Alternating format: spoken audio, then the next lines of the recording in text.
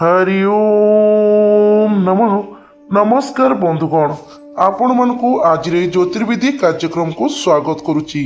तेबे बंधुगण, आज ज्योतिर्विधि कार्यक्रम माध्यम आलोचना करिबा वृष राशि जातकीय लोकंक पई की नूतन वर्ष 2026 वर्ष आपणक पई की किभଳି रहिबो, आपणक जीवन में कि सबु परिवर्तन आसीबो, आपणक आर्थिक स्थिति किभଳି रहिबो, या सहित आपणक कर्म क्षेत्र में आपको किभଳି सफलता प्राप्ति हेबो, पारिवारिक जीवन में आपण किभଳି सुख समृद्धि प्राप्ति करिवे, आपको केउं समय केउं जिनिष प्राप्ति हेबो, या सहित बंधुगण आपणक कुंडली ग्रह मानक चलन किपरि रहउची, एही राशिर विद्यार्थी मानक पई की नूतन वर्ष किभଳି रहिबो, विद्या क्षेत्र में किभଳି अग्रगति करिवे एवं 2026 मसीह आपणक पई की दूर यात्रा भ्रमण किभଳି रहिबो, आपनको किभଳି शुभ फल प्राप्ति हेबो एवं आपणक जीवन में लागि रहितबा प्रत्येकटी समस्या किभଳି समाधान हेबो।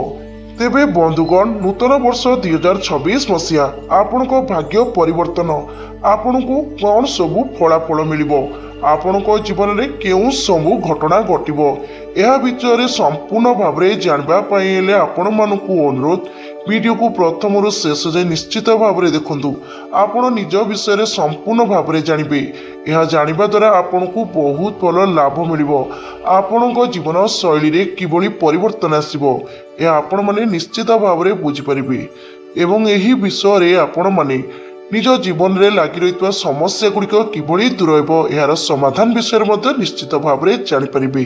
तेबे बंधुगण, चलतु जानिनबा आपणकर 2026 वर्ष किभଳି रहिबो, आपणक भाग्य रे किभଳି परिवर्तन आसीबो।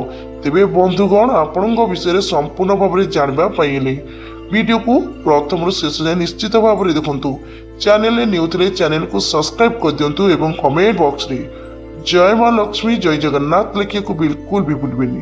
तेबे बंधुगण, आसंतु जानिनबा आपणक विषय 2026 वर्ष किभଳି रहिबो। तेबे बंधुगण, 2026 वर्ष वृष राशिकर शनि एकादश भाग में रहिबे, राहु दशम भाग में रहिबे एवं केतु चतुर्थ भाग में रहिबे। एही स्थिति रे एक विशेष राजयोग मध्य सृष्टि करिवे, जहाँ वृष राशि जातकीय जीवन रे एक बड़ परिवर्तन आसिबो एवं समय क्रमे आपणक आर्थिक स्थिति उन्नति आसिबो, कर्म क्षेत्र में उच्च विलास रहिबे। बृहस्पति जून मास पर द्वितीय घरे रहिबा सहित तृतीय भाग में स्थानांतर करिवे, जहाँ मध्य जीवन में किछि क्षेत्र में प्रभाव मध्य पकेइबे। तेबे बंधुगण, आसंतु जानिनबा कर्म क्षेत्र और आर्थिक समृद्धि किभଳି रहिबो। एही वर्ष वृष राशि जातकीय लोकंक कर्म क्षेत्र में अभूतपूर्वक सफलता पाइबे। दशम भाग में राहुंकर स्थिति व्यक्ति को अत्यंत आकस्मिक करेबे एवं उच्च पदवी, सामाजिक प्रतिष्ठा, विलास जश प्रदान करिबे। राजनीति, अंतर्जातीय वाणिज्य किंबा वैश्विक क्षेत्र में व्यक्ति विशेषों कि अत्यंत शुभंकर हेबो। एकादशक शनि स्थिति आय को नियंत्रण रखिबे एवं बड़ बड़ इच्छा आपणकर पूर्ण होगा सह एही वर्ष आपणक आर्थिक दिग समृद्ध रहिबो। तेबे बंधुगण, एबे आसंतु जानिनबा आपणक दाम्पत्य जीवन एवं पारिवारिक स्थिति किभଳି रहिबो। तेबे बंधुगण, पारिवारिक दिगरु एही वर्ष मिश्रित फलाफल मिलिबो। चतुर्थ भाग में केतुंकर उपस्थिति जोगु गृह रे सुखरे सामान्य बाधा विघ्न आसीपारे एवं व्यक्ति मन में निजर घर प्रति किछिटा विकृष्ट भाव मध्य देखा जाय पारे। पिता माता प्रति आपणक सम्मान वृद्धि हेबो, यह सहित पिता माता स्वास्थ्य को लेकिन आपण चिंतित मध्य रही पारंती। जमी, गृह किंबा विवाह क्रय कार्य विलंबित हो पारे।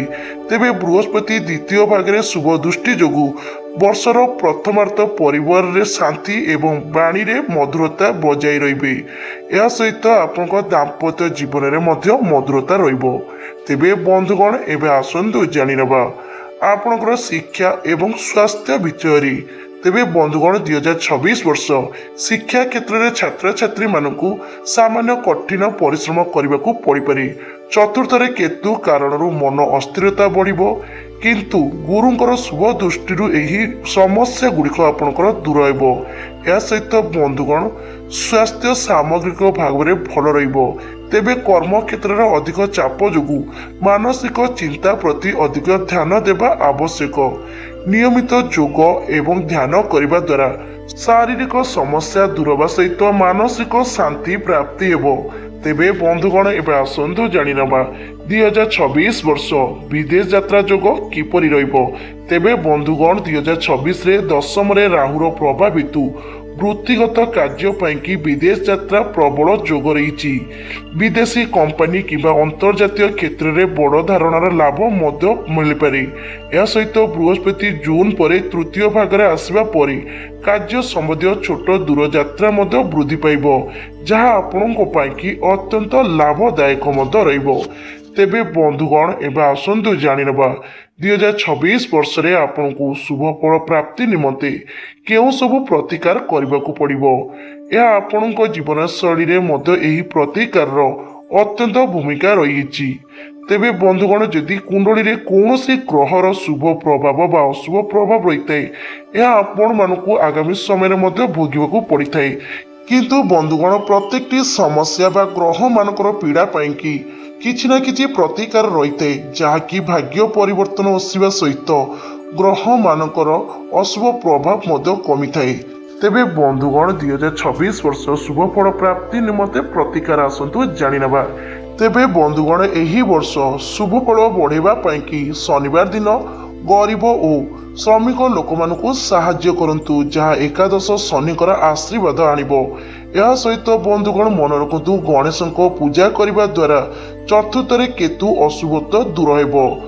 एवं प्रत्येक गुरुवार दिन कपाल रे हलदी तिलक लगांतु। यह आपण को आर्थिक समस्या दूर करने सहित आपण परिवार मध्य सुख समृद्धि बजाय रहिबो। यह सहित बंधुगण शारीरिक पीड़ा दूर होगा कि प्रत्येक सोमवार दिन प्रभु महादेव को दर्शन करने सहित महामृत्युंजय मंत्र जप करंतु। यह करने द्वारा आपण को अत्यंत शुभ फल प्राप्ति हेबो। तेबे बंधुगण आपण माने एही वीडियो माध्यम निश्चित भाव में जानीपारे 2026 वर्ष आपण किभली रहिबो। आपण कुंडली रे ग्रह मानकर गोचर किभली स्थिति रे रहिबो।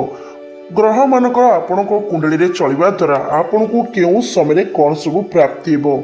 आपण आर्थिक क्षेत्र में किभली रहिबो, कर्म क्षेत्र में किभली शुभ फल प्राप्ति हेबो। या सहित ग्रह मानक चलन द्वारा आपण शारीरिक समस्या सहित मानसिक स्तर में आपण किभली रहिबे एवं शुभ फल अशुभ फल प्राप्ति पाइंकी किभली प्रतिकार करिवे। तेबे बंधुगण आपण को जदि आज एही वीडियोटी भल लगी तेबे वीडियो को लाइक कर दिंतु, चैनल को सब्सक्राइब कर दिंतु एवं कमेंट बॉक्स रे जय मां लक्ष्मी जय जगन्नाथ लिखा बिल्कुल भी भूलबेनी। एवं एहीपरि नूतन वीडियो आसिया पई आपण माने निश्चित भाव में अपेक्षा करिवे। तेबे बंधुगण आज वीडियोटी एई जोगची रहउची। नमस्कार। हरि ओम नमः।